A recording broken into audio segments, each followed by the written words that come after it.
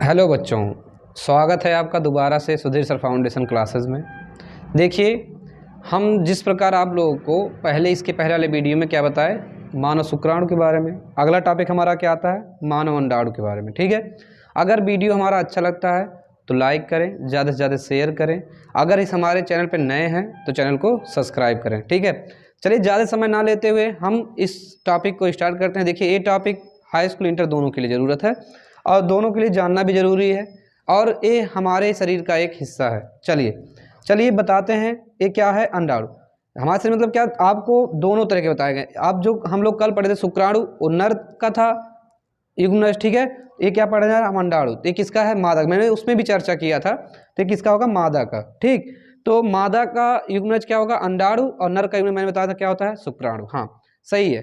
तो हम आज पढ़ते हैं अंडाणु के बारे में। अंडाणु क्या होता है, तो पहले कहेंगे अंडाणु क्या होता है, कहेंगे अंडाणु क्या है, मादा युग्मक होता है। क्या होता है, मादा युग्मक होता है और ये अचल होता है भैया। क्या होता है, अचल, और इस पर योग की परत नहीं पाई जाती। जो योग की परत होती है अंडे की तरह, वो योग की परत नहीं होता है। ठीक, लेकिन इसके पार्ट कौन कौन से होते हैं मैं उसको बताऊंगा। क्या क्या होता है, किसका कार्य क्या है, क्या कौन सा हिस्सा लेता है, क्या निषेचन के बाद होता है, सब चीज़ बताएंगे आपको। चलिए स्टार्ट करते हैं समय ना लेते हुए। पहला आता है आपका क्या, केंद्रक जान लीजिए। तो कहेंगे क्या, जो आपका अंडाणु होता है उसमें क्या होता है, एक केंद्रक होता है, वो भी आगुणित रूप में। किस रूप में, आगुणित रूप। मैं पहले भी बताया था आगुणित रूप में होता है।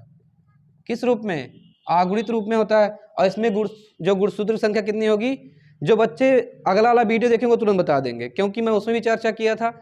शुक्राणु में कितने गुणसूत्र होते हैं, 23। हाँ, और तो इसमें भी कितने हो जाएंगे, 23 गुणसूत्र। कितने, 23। जोड़ा नहीं बोलेंगे, केवल किस रूप में हो जाएंगे, 23 गुणसूत्र आपका हो जाएगा इसमें भी। वो भी आगुणित रूप में होता है केंद्रक। ठीक, अब केंद्रक के अगल बगल में कोई कुछ द्रव भरा होता है। क्या भरा होता है, द्रव भरा होता है, उसको बोलते हैं क्या, कोशिका द्रव बोलते हैं। अब कोशिका द्रव केंद्रक के पास क्या होते हैं, कुछ कोशिकांग होते हैं, इसमें नाम नहीं लिखा गया। उस कोशिकांग का नाम है क्या, गाल्जी काय। गाल्जी काय मैं बताया था, गाल्जी काय भी होता है और माइटोकॉन्ड्रिया भी रहता है। क्या रहता है, माइटोकॉन्ड्रिया, दोनों चीज होते हैं। अब बताइए, माइटोकॉन्ड्रिया शुक्राणु में क्या करता था, मैं बताया गया। आप लोग शुक्राणु में बताइएगा क्या किया था। आते हैं इसमें भी माइटोकॉन्ड्रिया कार्य क्या है, ऊर्जा देना। और इसमें गाल्जी काय होता है, उसमें तारक काय था, और इसमें क्या होता है, गाल्जी काय। गाल्जी काय भी इसमें क्या, एक कोशिकांग है जो माइटोकॉन्ड्रिया के साथ में वर्क करता है। ठीक, और जब वर्क करता है तो उसको ऊर्जा देता है। चलिए ये हो गया, दो इतनी चीजें हो गई, केंद्रक, कोशिका द्रव्य हो गया। आते हैं इस साइड में, तो कहेंगे क्या, अंडाणु के ऊपर या अंडाणु के जस्ट बगल में क्या होता है, दोहरा पारदर्शी झिल्ली होता है। दोहरा, देखिए दो है ना, ये पारदर्शी झिल्ली होता है भैया। कैसा होता है, पारदर्शी। यहां लिख लीजिएगा, लिखना हो तो लिख सकते हैं पारदर्शी। ठीक, कैसा होता है, पारदर्शी झिल्ली होता है, जिसको हम बोलते हैं क्या, जोना पेलुसिडा। यहाँ लिखा हुआ है, नाम देख लीजिए, यहाँ पे वो रहेगा। तो जोना क्या होता है, पेलुसिडा बोलते हैं। और आता है पीतक कला। तो जो ये पेलुसिडा की झिल्ली बनी है, इसको बोलते हैं पीतक कला, क्योंकि जो ये होता है एक उसको एनर्जी प्रदान करता है। क्या प्रदान करता है, एनर्जी। यही होता है उसका पोषक पदार्थ, एक तरह समझ लीजिए। ठीक है, तो एनर्जी प्रदान करेगा, जैसे यहाँ माइटोकॉन्ड्रिया वर्क करता है। अब आता है क्या, इसके कहेंगे क्या, जोना पेलुसिडा के ऊपर कुछ क्या होती हैं, पुटिकाएं होती हैं। कहेंगे कुछ कोशिकाएं होती हैं, चाहे पुटिकाएं कहिए चाहे कोशिकाएं कहिए, उनको क्या बोलते हैं, कोरोना रेडिएटा पुटिका कहेंगे। ठीक, या अवशेषी भी कह सकते हैं। कुछ अवशेषी पुटिकाएं होती हैं जिन्हें हम कोरोना रेडिएटा पुटिका कहते हैं। लीजिए अवशेषी पुटिका, नाम से याद कर लीजिएगा। ठीक है, क्या कहेंगे, जोना पेलुसिडा के ऊपर कुछ अवशेषी पुटिकाएं होती हैं जिन्हें हम कोरोना रेडिएटा पुटिका कहते हैं। ठीक, अब उस पुटिका के ऊपर एक झिल्ली का आवरण होता है जिसे हम क्या बोलते हैं, कोरोना रेडिएटा बोलते हैं। ठीक, यानी कि अंडाणु के ऊपर सबसे ऊपर जो झिल्ली होता है उसको कोरोना रेडिएटा बोलते हैं, और उस पे अवशेषी कुछ पुटिकाएं होती हैं जिन्हें हम कोरोना रेडिएटा पुटिका कहते हैं।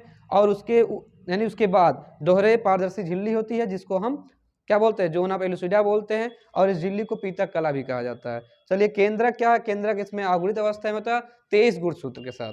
23 गुणसूत्र आपका होता है शुक्राणु में और 23 इसमें, और दोनों जब मिल जाएंगे 46 गुणसूत्र मानव का कंप्लीट हो जाएगा और निषेचन होगा।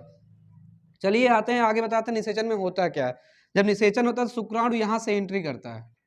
क्या करता है, एंट्री, खाली वाली जगह में जहां थोड़ा सा खाली मिला वहां से क्या करेगा, एंट्री करेगा और इस झिल्ली को दोनों को तोड़ देगा। अब मैं बताया था कौन तोड़ता है, कौन तोड़ता है, जो तोड़ता है आप उसको कमेंट में लिखेंगे। शुक्राणु का कौन सा हिस्सा अंडाणु को भेदता है, ठीक है, तो इसको आप कमेंट में जरूर लिखिए। अगर वीडियो देखेंगे तभी तो लिख पाएंगे, नहीं तो नहीं लिखेंगे। ठीक है, चलिए आगे देखिए। तो इसको जब भेदेगा तो क्या होगा, तो अंदर जब एंट्री करेगा तो क्या होगा, निषेचन होगा। तो यही ध्यान दीजिए, और जब निषेचन क्रिया हो जाए, जब ये शुक्राणु अंदर आ जाएगा तो जो आपका एक कोरोना रेडिएटा की परत है, ये परत क्या हो जाएगी, नष्ट हो जाएगी। ध्यान दीजिएगा, जब निषेचन की क्रिया हो जाती है कौन सी परत नष्ट होती है, कोरोना रेडिएटा। ये वाली परत आपकी ब्लैक वाली और जो पुटिकाएं हैं टोटल गायब हो जाएंगी। ध्यान दीजिए, कौन क्या निषेचन के बाद अंडाणु के ऊपर से क्या गायब हो जाता है, तो क्या कहेंगे, कोरोना रेडिएटा की जो परत होती है और पुटिकाएं जो होती हैं क्या हो जाती हैं, निषेचन के पश्चात हट जाती हैं। ठीक है, तो देखिए मुझे विश्वास है कि वीडियो जरूर समझ में आया होगा। अगर वीडियो समझ में आया है तो लाइक कर दें और शेयर कर दें। ठीक है, जय हिंद जय भारत, मिलते हैं अगले वीडियो में।